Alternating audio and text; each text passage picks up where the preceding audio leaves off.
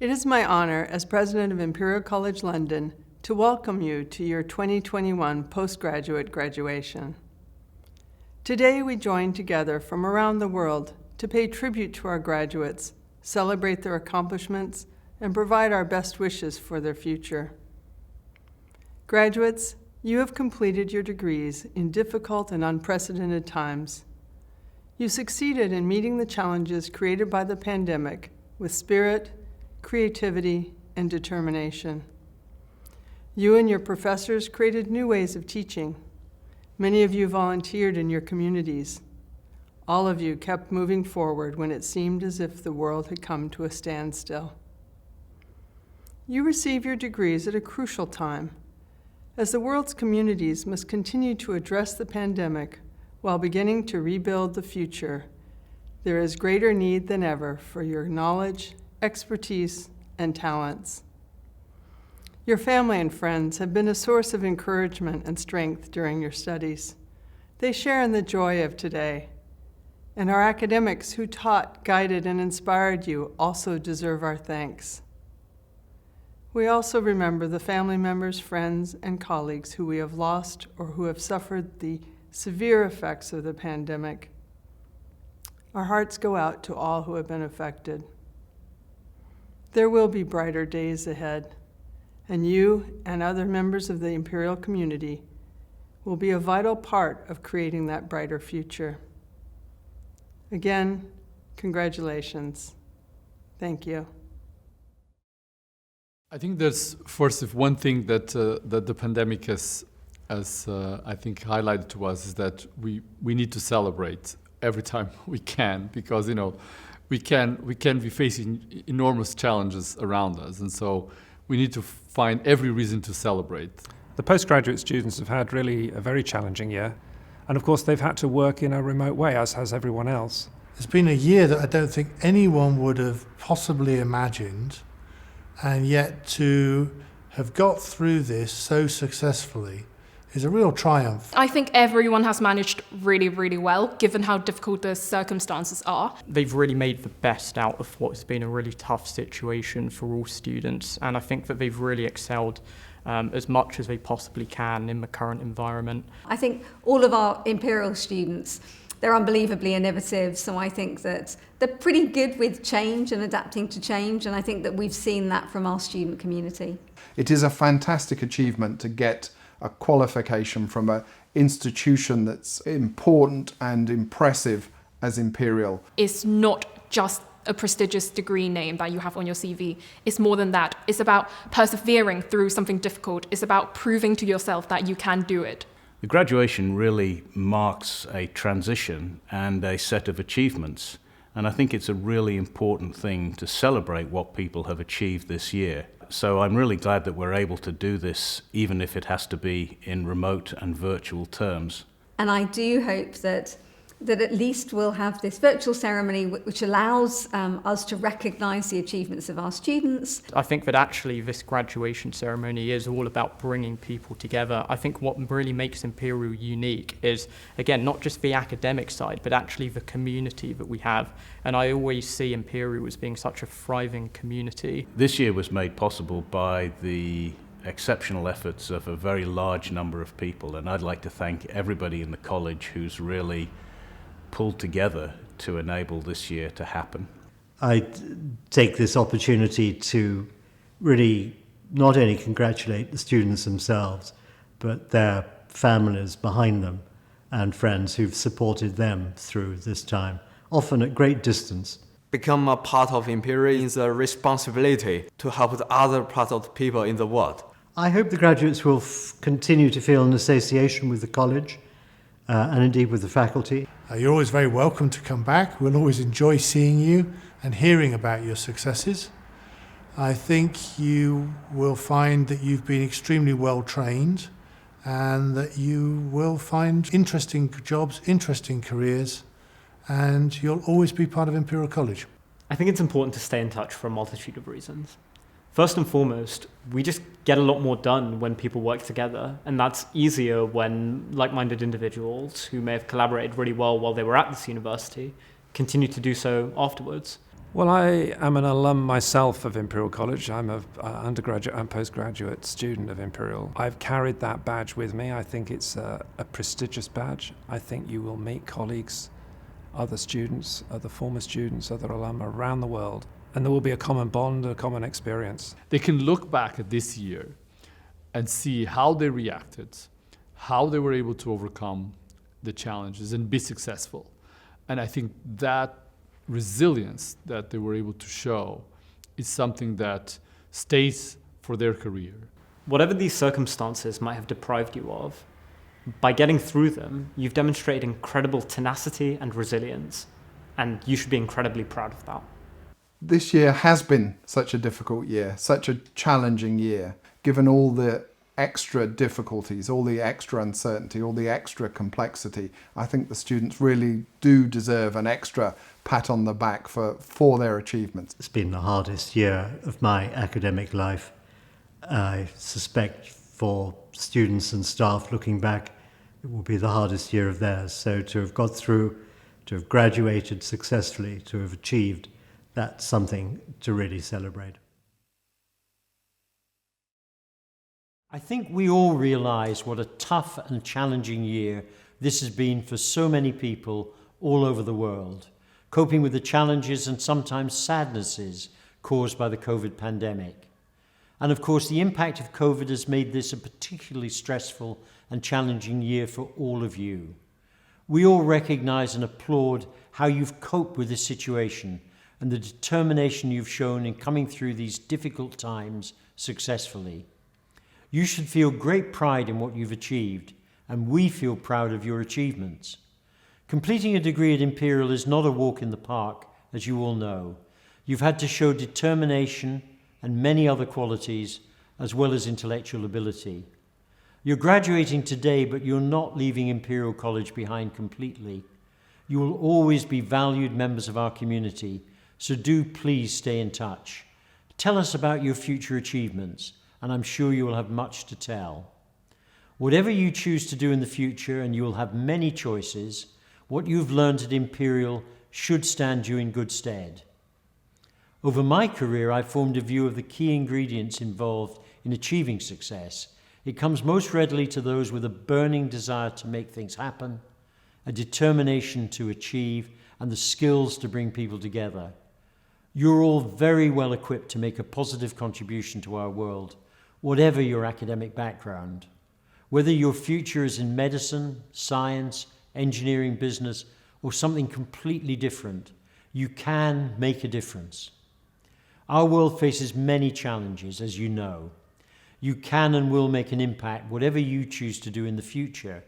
I'm sure in your own way you will do so, and we look forward to hearing of your successes in the years ahead. We wish you well for the future, and we congratulate you on being able to graduate today. Well done.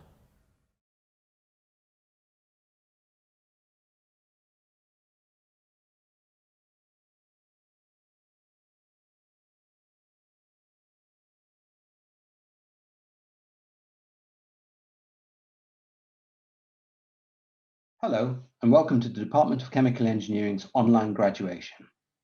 This event is for postgraduates who completed their degrees between 2nd April 2020 and 1st of March 2021.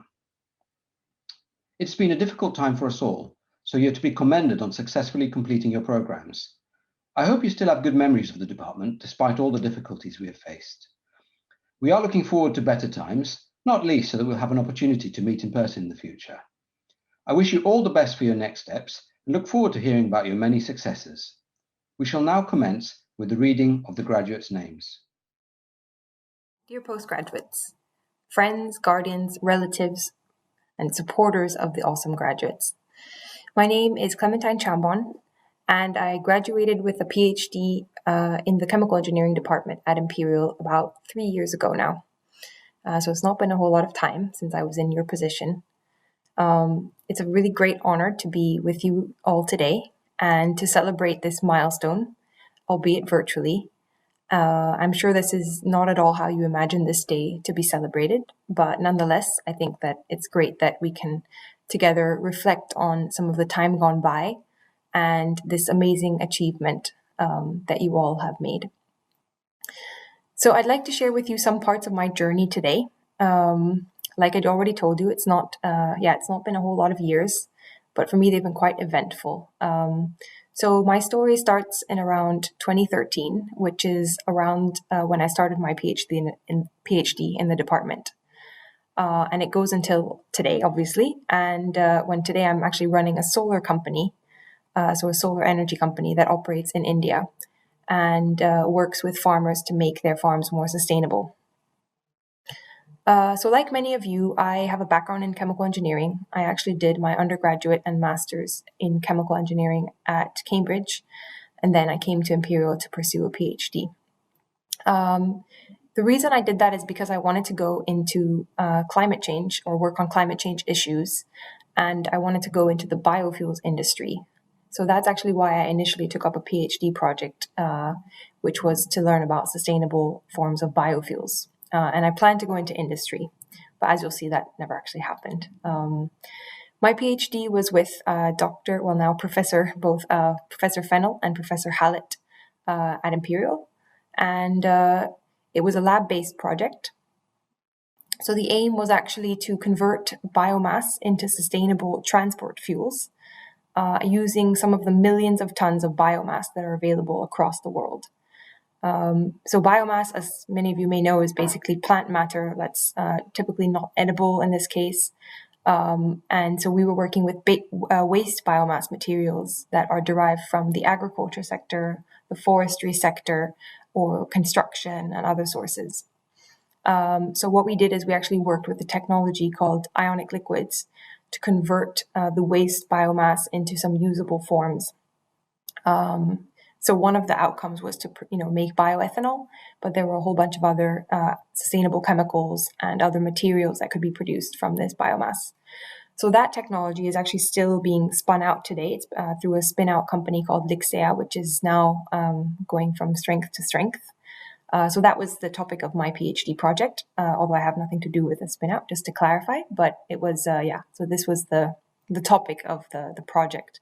But after just 6 months of working on that project, I actually went on a summer school, a climate change themed summer school, and it totally changed my life. So it was just 5 weeks, but we worked in teams on some climate mitigation projects that we had to come up with ourselves. And it was kind of a training ground for entrepreneurs. So not at all, designed to create startups, but that is actually what happened. And it's at this climate change summer school that I met someone called Amit Saraugi. And he is an Indian social entrepreneur, and he became my co-founder and my business partner. So during the summer school, we started thinking about how to use biomass. So the same agricultural waste that I was using in the lab, but instead of using it to make transport fuels, we wanted to use it to power off-grid villages in India. So of course, what was happening here was we were kind of combining our expertise and our knowledge and our, ideas and experience. And on the one hand, using biomass, and on the other hand, addressing energy poverty and other issues in rural India.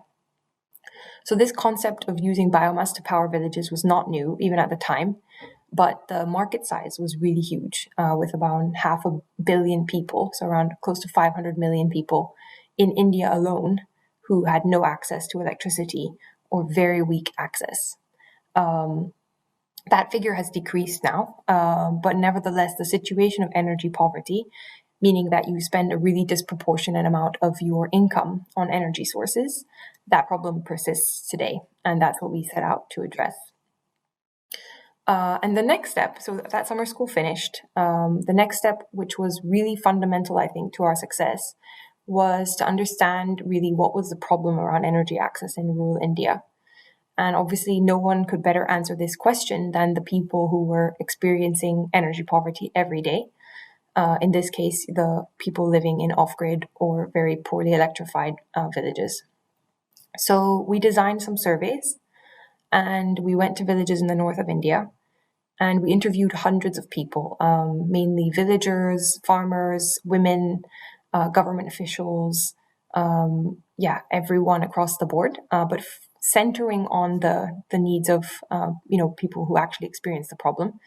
So we took a human-centered design approach, and we asked them, what problems are you facing? And we found that all the assumptions we'd made around their needs were actually not accurate at all. So what they told us is that rather than having access to electricity at home, which is basically a nice to have, they would rather have a cheaper source of energy at the farm level. Because at the farm is where they made money. And so energy poverty at the farm really directly threatened their income security because they were trapped into spending very huge recurring amounts on diesel and other fuels, mainly fossil fuels, to run certain types of agricultural machinery. So these interactions with off-grid villagers, they really shaped the direction of the company. We understood that the problem we really needed to solve was to reduce the energy costs in the agriculture sector. And we focused our efforts around the needs of small and marginal farmers, and specifically very low-income farmers with less than 1 acre of land, because they were the most economically disadvantaged and would stand the most to gain from having access to better energy sources. And we also left behind biomass because we found that solar was actually becoming cheaper and also much easier to operate in the kind of context that we wanted to work in. And having seen how some of these villages were, either remote or it was difficult to find, very qualified people to handle biomass plants, that's why we decided to work with solar energy instead. So just to paint the picture a little more, if you look at farms, let's say in the UK or many other nations that are more developed today, they're very large, they're very technologically advanced, and there's a lot of data that goes into them. So you know exactly what went in and what comes out of your farm, and it's all very digitized. But farms in rural India are quite the opposite, which is ironic because of how many millions of people are dependent on them for their income and for their survival. They're typically very small, very fragmented pieces of land. They use ancestral practices, which have been practiced for a long time, but then with large amounts of chemicals and fertilizers thrown in that may not always be very science-based. And this sector actually generates around 50 or generates income for around 50% of Indians. So there's huge potential for the agriculture sector to pull people out of poverty and to give them a better life. So it made sense to focus on this sector, and that's why we built what's actually today a farming services company called Urja. And after finishing my PhD, I moved full-time into working at Urja. I'm now one of the co-founders and the chief technology officer at Urja, which is a UK and India registered private limited company.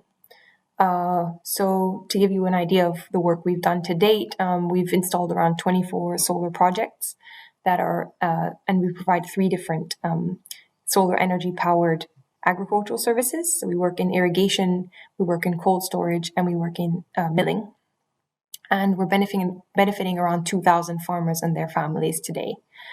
So that's, what the company does and how it evolved, and this sort of totally unexpected trajectory that, my career path took just because of doing a climate change workshop or summer school at the beginning of my PhD.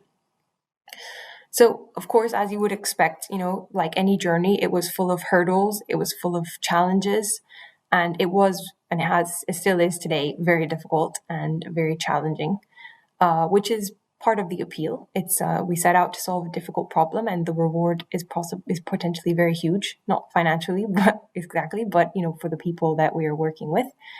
And I've learned a huge amount along the way, because I started this PhD as a very recent engineering graduate.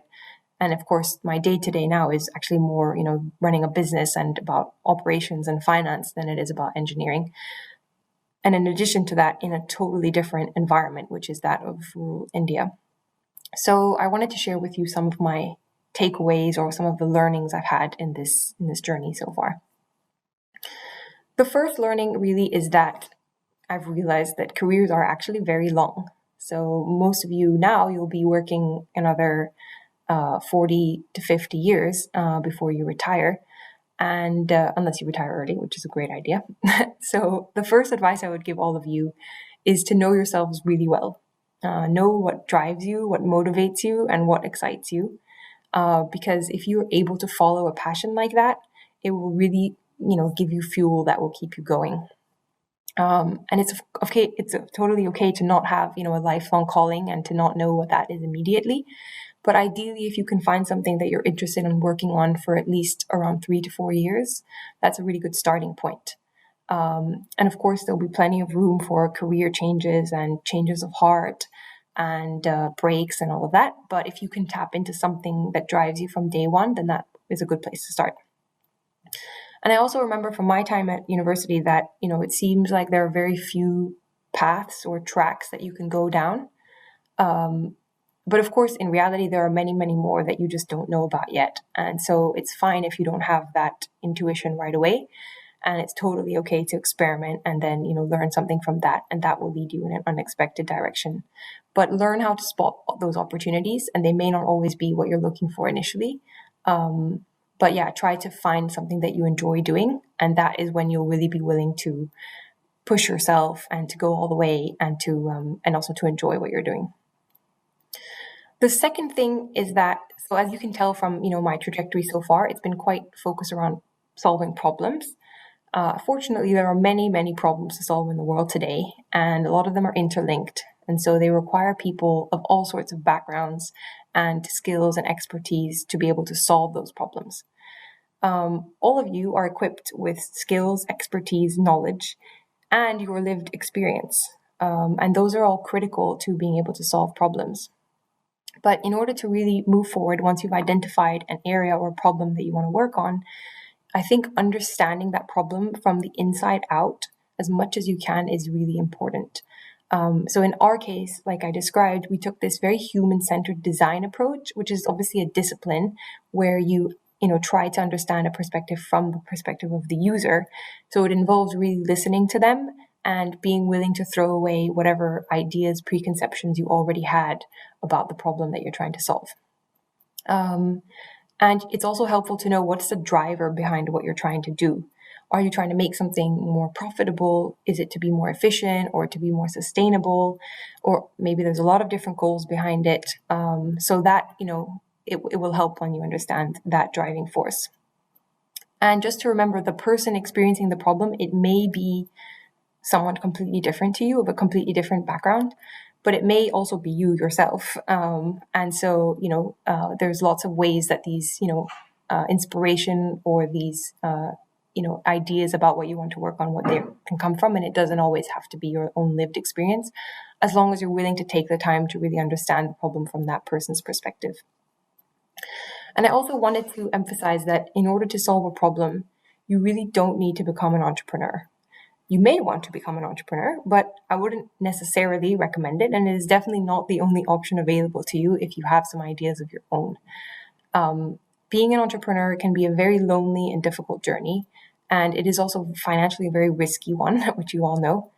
And of course, these days, there's a huge amount of support out there for startups, like a lot of business plan competitions or opportunities to get mentors and free money, grants.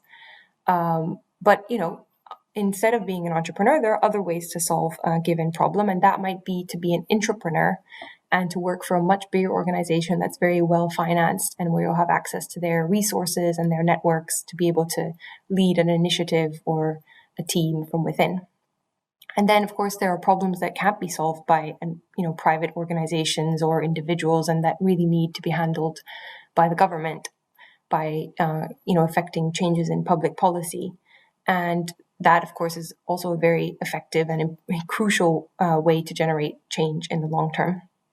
So think carefully about, once you found your problem, if that's what you're into, what makes the most sense, like how is the best way to solve that, and what position to be in, and then what makes sense for you as well, both financially and in the long term.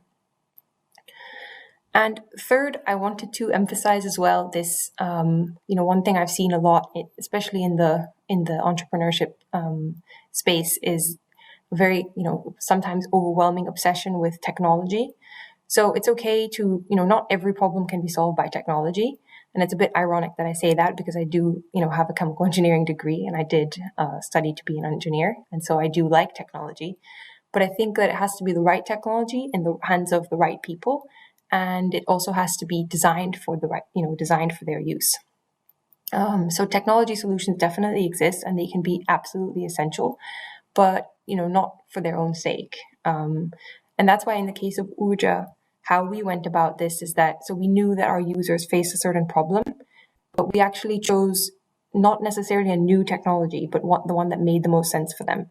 So in our case, we work with solar technology, but we didn't, design our own. We don't have IP. We actually used off-the-shelf solutions that already exist. And that also meant that we can get to the market much more quickly than if we went back to the lab and designed a totally new type of system. So that's obviously specific to us. But just to remind you all that sometimes the innovation is not in the technology, and it's more in getting the technology to the right place.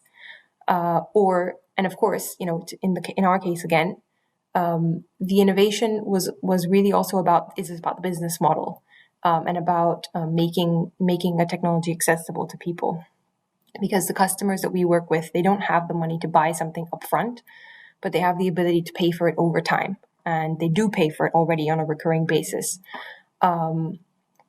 So you will be forced to innovate, but that may not always mean going to the lab and building something, which can of course take a long time. So that's actually been one of my big frustrations as a social entrepreneur, is that there aren't more people trying to work on making technology accessible instead of developing new technologies from scratch. Because we really need people to help, getting certain things out to mass market so that they can start having their impact. And that's especially important for problems like climate change that are very time sensitive and urgent, where you really can't afford to waste a lot of time. So just think about that, whether you need to have a new technology, whether you can work with something that already exists or some combination of the two, before you decide what you want to do. And third, I would say, don't be shy to go outside your comfort zone. It sounds very cheesy, but, it is the really exciting things happen when you push yourself beyond what you thought you were going to do, which is, I would never be in this position if I had said that, I should actually only do my PhD and then I will decide. So, I started a business as an engineer with absolutely no business training. And of course, I got business training along the way, and I learned a lot from other people. So in the early stages of Urja, we had a lot of mentors, we enrolled in a lot of business plan competitions, and we joined a community of other entrepreneurs, which was really helpful, both from the perspective of just having a support network, but also to learn a lot from others. So I learned most of what I do day to day now, which is things like, financial modeling, finance, operations, monitoring and evaluation, team management. I learned all of that on the job. So, you don't have to be extremely qualified to do something, but you do have to be willing to go outside your comfort zone, be aware of your own, the gaps in your own knowledge, and then be willing to learn very quickly and sometimes be, really on the spot. And also, don't be afraid of doing something difficult. Right at the beginning of my startup journey, when I was still doing my PhD, a lot of people told me that I was absolutely crazy for trying to do both at the same time, and that I would either fail at the startup or at the PhD. And fortunately, they were right, and I am really crazy, but they just didn't know how crazy and how determined I was to make both of them happen. And fortunately, I had the support from my PhD supervisors and the department and others around me who really supported me in my decision, and without whom I wouldn't have been able to continue. So that's how I was able to really keep this going, is by, being willing to do something very difficult and, taking the risk, but of course, risk with the support of the right people.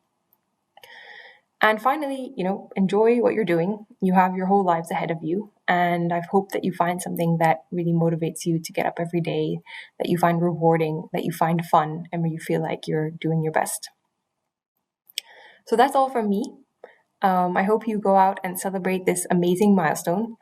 And thank you all so much for listening. And good luck with whatever you choose to pursue next. Thank you.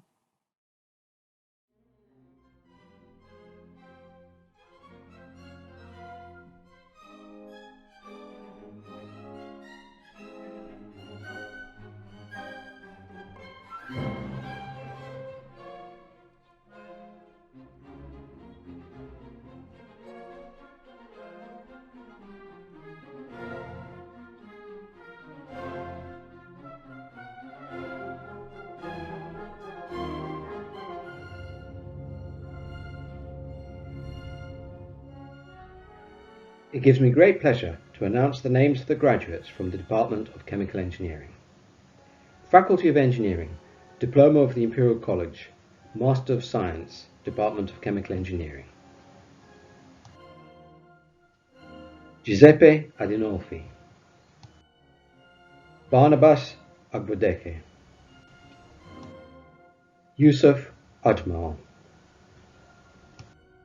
Sarah Akbar, Rashid Al-Matani, Saeed Musawa Alam, Essa Ali Saeed Mohammed Al-Hashmi, Yasser Al-Jessi, Tahira Shireen Altaf, Ani Ann, Karakate Anutrakulchai, Elpida Avram, Gian Baines, Gemini Bacha, Fatima Mustafa Bello, Faris Idaham, Nefeli Haritu, Hung Xing Cheong, Vandana Joyal.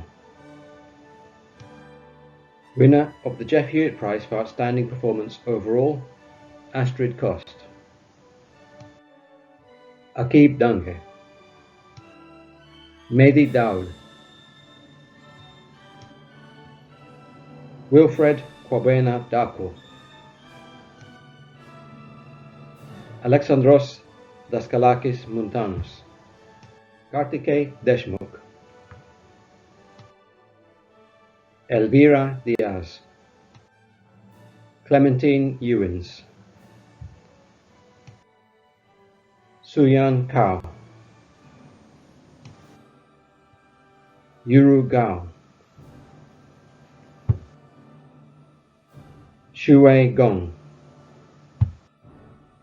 Sapide Gudasi, Tasnia Haq, Nihal Harris, He Jianing, Nicole He, Porstein Pufendasen, Jingwei Hu. Winner of the MSc Chemical Engineering Prize for Best Performance in Examinations, Nan Hu. Xiang Huang, James Hung, Javeed Hussain Zada, Nana Jackson, Yamna Jahangir, Yijun Jiang, Derek Jovanus, Daniel Yusek, Eleftherios Kakoulidis, Tamonkon Kanjanasuk,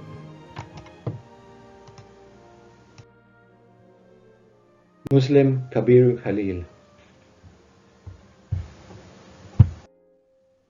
Nahian Khan,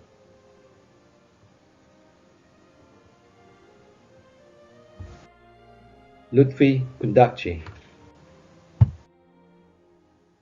Daniel King Higwe,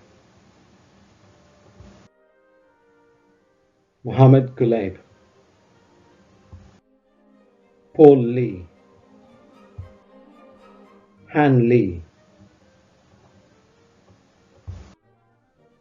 Hanfeng Lee, Ronan Lee, Shibo Lee, Xiaowei Liang, Buma Limbu, Jiachi Lin, Weimin Ling, Cristina Lopez Canoira, Jinyu Lu, Jesus Man Mata, Louis Martin, Robert Massey, Talha Masli, Melissa Marino Reyes, Hani Mazloum. Winner of the Jeff Hewitt Prize for Outstanding Performance Overall, Amy Mead.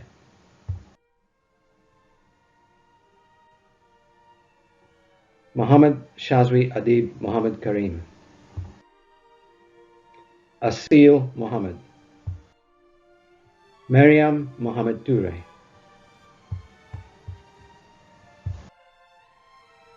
Tanya Molla, Fatime Zara Nabizadeh, Amin Nadimi, El Nur Najafov, Jack Wee Ung, Zhenyu Ni,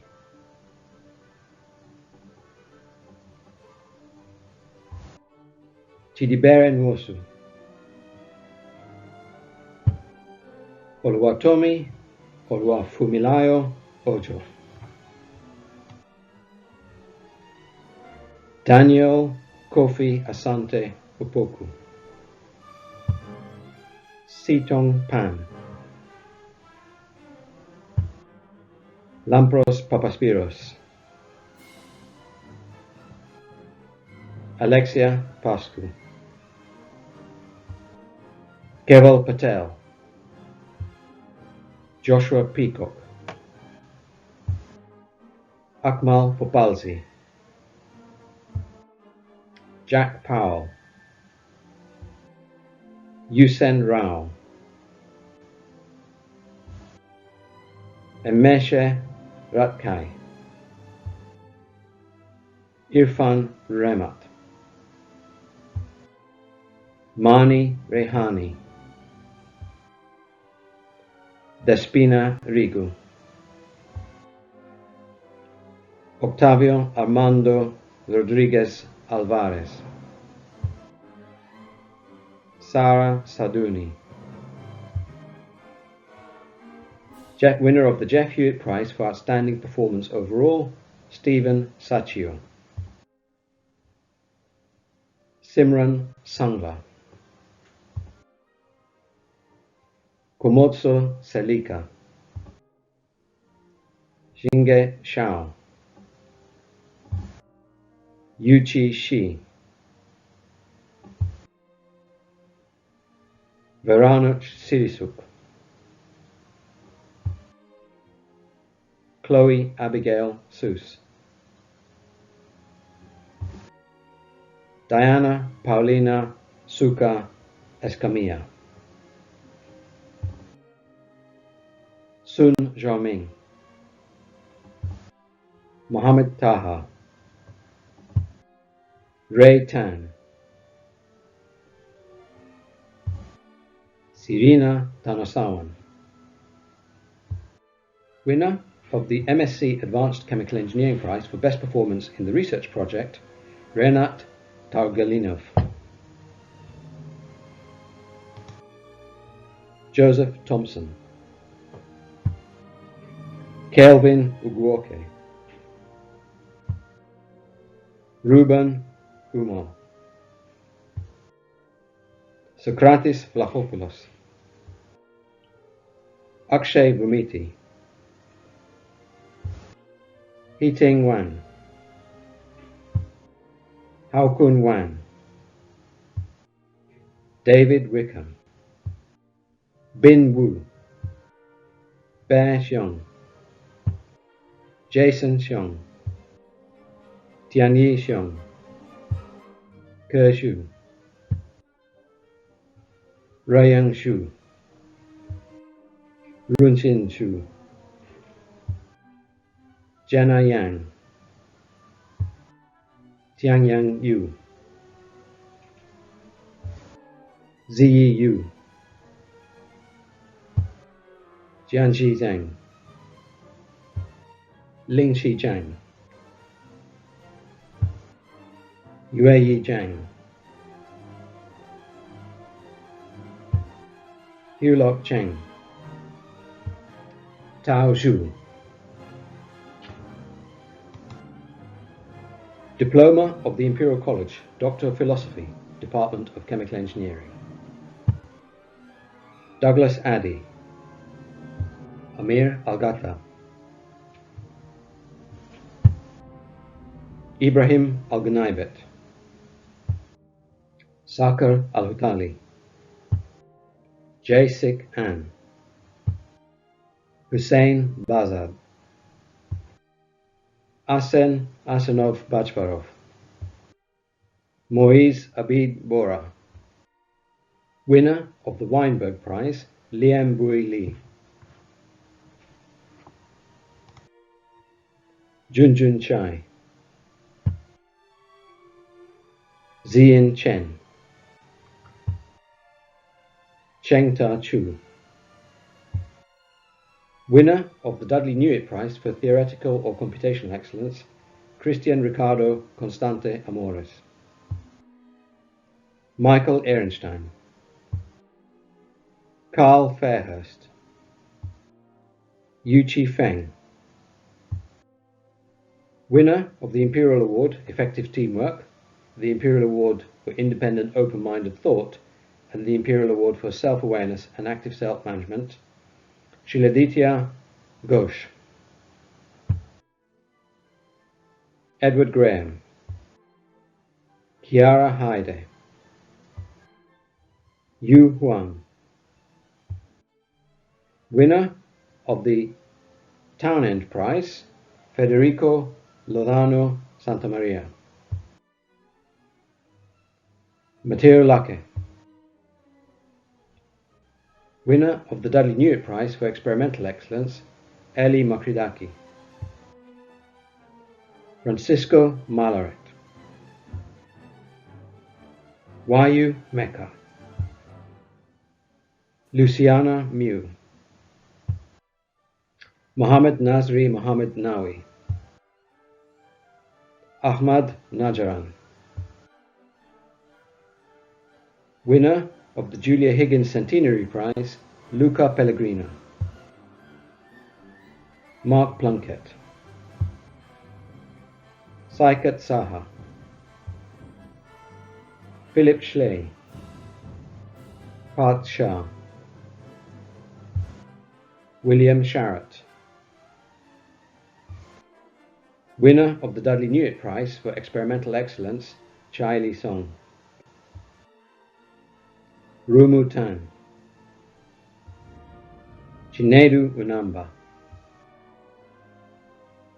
Arandeep Upal, Yukun Wang, Stuart Wright, Li Yu, winner of the Dudley Newitt Prize for Theoretical or Computational Excellence, Marta Zagorowska, Kun Zhao, Lin Ru Cheng, Yu Zhu. That now concludes the graduates from the Department of Chemical Engineering.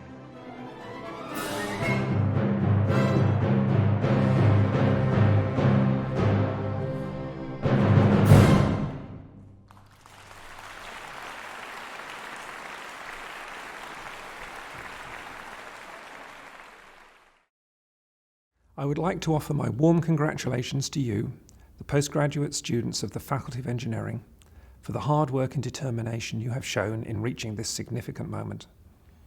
The past year has put many challenges in your way, on top of the not inconsiderable matters of examinations, dissertations, theses, and vivas. The commitment and integrity you have demonstrated through these taxing months, on top of all your hard work, makes your achievements all the more commendable. I am sure you would join me in acknowledging the support of my colleagues within the faculty, the teachers and supervisors who have worked with you, and the administrative and technical staff who have supported you. This has been a team effort, and I am so proud of the way everyone has come together to tackle our collective challenges head-on. Engineers work together to solve problems and have a can-do attitude that has helped carry us through the past few months, something for us all to remember as we move forward. But this is your moment, a moment which helps us celebrate you and mark the next steps you will take, you, the engineers of tomorrow. The world needs your skills, drive, and enthusiasm. Before you take your first steps on this journey, pause a second to recognise what you have achieved, and know that you walk into the world as part of the Faculty of Engineering community.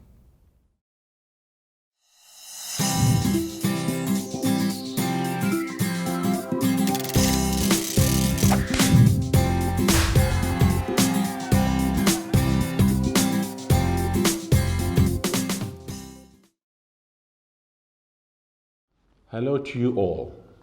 My name is Sam Jonah, a Ghanaian alumnus of Imperial who has spent a lifelong career in the mining industry. I count it as a huge privilege to have been invited to offer you my congratulations on your graduation, even more so in this most unusual year. This has of course been a year of many challenges and some outright tragedies for many of us. Yet, despite these trying times, you have made it through to graduation at this wonderful institution. And if I may say so, this is no small achievement, and I congratulate each and every one of you. I wish I could assure you that the future will not hold out other difficult challenges. Sadly, I can't.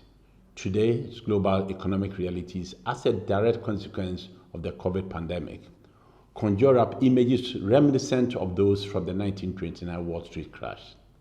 Businesses are going under, and we are seeing unprecedented levels of unemployment, poverty, and increased inequalities. Sadly, these are the realities of the new world and the one that you are graduating into. Graduates, this must be of great concern to you as you leave here today with your new academic qualifications. The emergence of the pandemic has brought the need for rapid and radical changes to the way we live and work. If I may say so, there's no longer business as usual. Firms will be looking to recruiting and working with employees whose skills and competencies are matched with the exigencies of the period.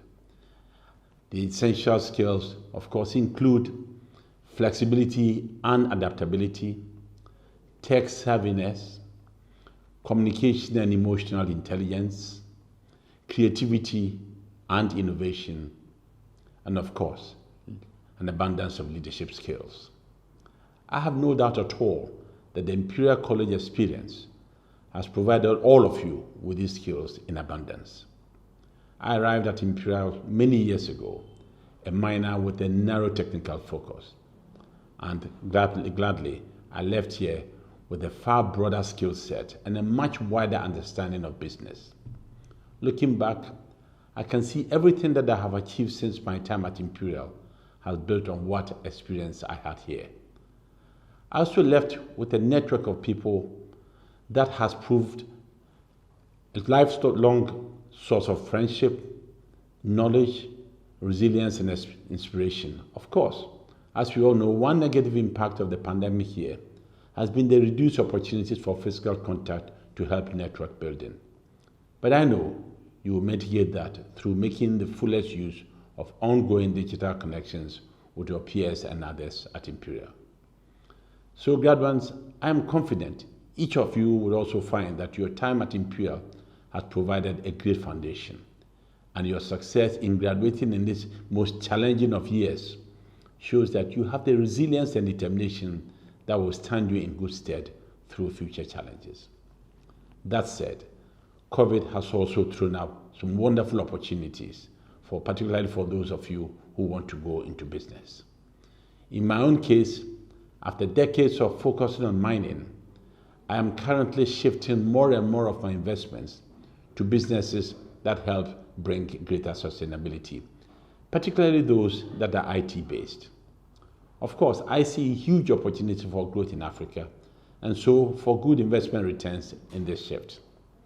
But the point I want to bring out is that whilst it is a challenge to learn about these new sectors, the approaches to problem solving I learned long ago at Imperial are still relevant to helping me in this. Graduates, today's ceremony is a symbolic rite of passage, ushering you onto a new pedestal, where you will be required to make original and innovative contributions towards the creation of brave new worlds of humane, peaceful, secure, and just inputs. I wish you well, and God bless you. Year of 2020, I salute you and I offer you my sincerest congratulations and good wishes for the future. And as we say in Ghana, Ayuko, translated meaning well done. Thank you very much indeed.